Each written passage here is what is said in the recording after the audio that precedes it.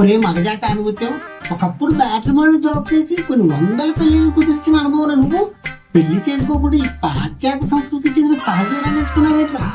యుక్త వయసులో పెళ్లి చేసుకుని పిల్లల్ని గాని అటు సంసార జీవితాన్ని ఇటు ఉద్యోగాన్ని బ్యాలెన్స్ చేయలేక సంసార సాగరాన్ని ఏదలేని నీ దుస్థితి నాకు రాకూడదని ఈ మార్గం నేర్చుకున్నాను.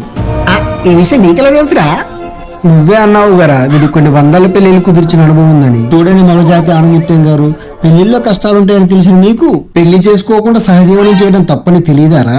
సంసార సముద్రాన్ని ఈదరం నీ దృష్టిలో పెద్ద కష్టం కాకపోవచ్చు పతిత్తు గారు. ఇక పత్నివ్రతులాగా నటిస్తున్న నువ్వు విత్తనాలపురంలో ఒక అమ్మాయితో, పతిత్తుపురంలో ఒక అమ్మాయితో, శంకనాకినపల్లిలో మరో అమ్మాయితో ఇంతమందితో క్రమం కాని సంబంధం ఎలా పెట్టుకున్నావు? అంటే అది పెద్ద ఆటగా నుండి పెట్టుకున్నావా? నువ్వు ఒక పెళ్ళైన వాడితో మాట్లాడుతున్నావు. నేను మాట్లాడుతున్న పెళ్ళైన వాడితో కాదు, పెళ్ళైన కూడా నలుగురు అమ్మాయిలతో ఎఫర్ట్స్ పెట్టుకున్న శుద్ధ పూసతో మాట్లాడుతున్నావు. ఒరే అనుమత్యం, ఎక్కువ మాడితే నీ చిట్టా అయిపోయి నీ పిల్ల ముందు పెడతాను. అప్పుడు ఇంటికి పోకుండా సంక్రాంతిన వెళ్ళిపోవాల్సి వస్తుంది. డీప్ గా వెళ్ళు. వీడి విషయాన్ని సైడ్ ట్రాక్ చేస్తున్నాడ్రా. విషయం నీ దాకా వచ్చేసరికి సైడ్ ట్రాక్ అయిందా? ఇదే మెయిన్ ట్రాక్. ప్రస్తుతం సొసైటీలో ఉన్న మెయిన్ ప్రాబ్లం పెళ్లి. అదే నా ఆవేదన, సగటు భారతీయుడు ఆవేదన. అరే, పిల్లలకు జన్మ ఇచ్చిన భార్య తల్లి స్థానంలో ఉన్నప్పుడు వాళ్ళ క్షేమం కోసం ప్రాణ త్యాగానికైనా వెనకాడట్లేదు. అదే భర్త విషయానికి వచ్చేసరికి ప్రాణం తీయడానికి కూడా వెనకాడట్లేదు. ఇలాంటి ఎంతో మంది చావులు చూసే పెళ్లి చేసుకోవాలంటే నా వెన్నులో వణుకు పుట్టింది. Marriages are made in heaven అన్నారు. ఒక పెళ్లి ఇద్దరు వ్యక్తులు కలిసి సాగించే సుదీర్ఘ ప్రయాణం. ఒక పెళ్లి రెండు కుటుంబాల ప్రేమను కొలవలేని ప్రమాణం. ఇండియా జనాభా 140 కోట్లు, అమెరికా జనాభా 34 కోట్లు. 34 కోట్ల మందిలో 20 కోట్ల మంది సహజనం చేస్తుంటే 140 కోట్ల మందిలో ఎంతమంది సహజనం చేయాలి? కానీ ఎవరు చేయదు. కారణం, అతికేళ్లు దాటితే చాలు అందరూ అడిగే ప్రశ్న పెళ్లి. ఉద్యోగం వస్తే చాలు ఎదురయ్యే ప్రశ్న పెళ్లి. అందుకేరా భవిష్య భర్తలు బ్యాంకాక్ వెళ్తున్నారు, అక్కడ కానిస్తున్నారు. చిన్న కథ కదిరిద్యా. పెళ్లి కాని మేధావులు దేశాన్ని నిలుతున్నారు, పెళ్ళైన మహానుభావులు సంసార ఊళ్ళో కూరుకుపోతున్నారు. కారణం పెళ్లి. మన దేశంలో అన్ని సమస్యల కారణం పెళ్లి. అవటానికి కారణం పెళ్లి, వేరే కాపురం పెట్టడానికి కారణం పెళ్లి, మందు తాగడానికి కారణం పెళ్లి, ఆ మందు తాగని అబద్ధం చెప్పడానికి కారణం పెళ్లి, అప్పడాల కర్ర కొనడానికి కారణం పెళ్లి, ఆ కర్ర జరగడానికి కారణం పెళ్లి, చీరలు కొనడానికి కారణం పెళ్లి, ఆ చీరలు కొనవలేని పక్షంలో మింగిలి తినడానికి కారణం పెళ్లి, అంచు కరడానికి కారణం పెళ్లి, బట్టలు వదలడానికి కారణం పెళ్లి, సాటి మగాడు నచ్చిన టీవీ ఛానల్ చూడకపోవడానికి కారణం పెళ్లి, ఇంట్లో ఉంటే పెళ్లి, బయటికి వెళ్తే పెళ్లి. ప్రతి పెదవ అడిగే ప్రశ్న పెళ్లి పెళ్లి పెళ్లి.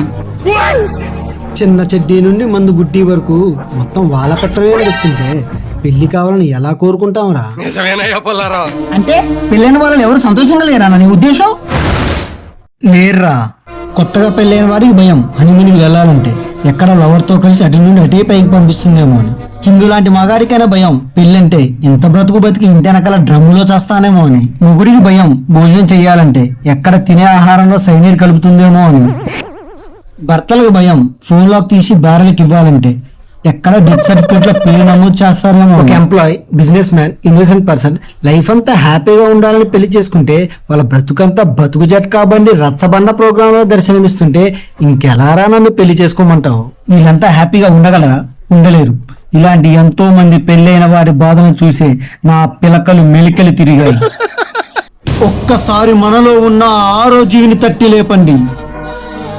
ఎక్కడ యువత పెళ్లి వైపు మొగ్గు చూపదో, ఎక్కడ సహజీవనాన్ని సగర్వంగా తీసుకోగలరో, ఎక్కడ భర్తల మక్కెలు ముక్కలవ్వవో, ఇంత టాలెంటెడ్ ఎక్కడ మగజాతి వివాహ బంధంలో నలిగిపోదో, ఎక్కడ పెళ్లి అనే మాటనే ఎత్తరో అక్కడ ఆ స్వేచ్ఛ స్వర్గంలోకి భగవంతుడా నా ఈ యువతను మేల్కొల్పు అంటే వద్దంటుంది. నువ్వేమంట ఆ ఊర్లో చిరంజీవి అనుకుంటున్నావేంట్రా?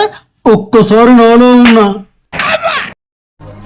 దాన్ని నడిపించిన నేను ఆ స్వేచ్ఛ స్వర్గంలోకి ఈ యువతను నడిపించడానికి ఈ సహజీవనాన్ని ఎంచుకున్నాను. ఒక్కసారి సహజీవనం చేసైనా సరే 1,00,000 మంది యువతల్లో ఈ ఆలోచన పుట్టించాలనుకున్నాను, పుట్టించాను. రే, ఈ అబద్ధాలు ఆడైన ఒక పెళ్లి చేయమన్నారు, నేను ఇన్ని నిజాలు చెప్పి ఒక పెళ్లి వద్దంటున్నాను. నేను చేసింది తప్పని ఇంకా నీకు అనిపిస్తే నా గురించి రూమర్లు సృష్టించొద్దు, గల్లీలో సిల్లిగా మాట్లాడొద్దు, సోషల్ మీడియాలో ట్రోల్ చేయొద్దు.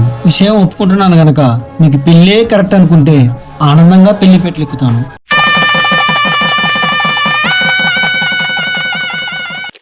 పెళ్లి చేసుకుంటారా అంటే ఒక్కడు వినలేదు. అయిందా ఉతకడా? ఉతుకుతున్నానే.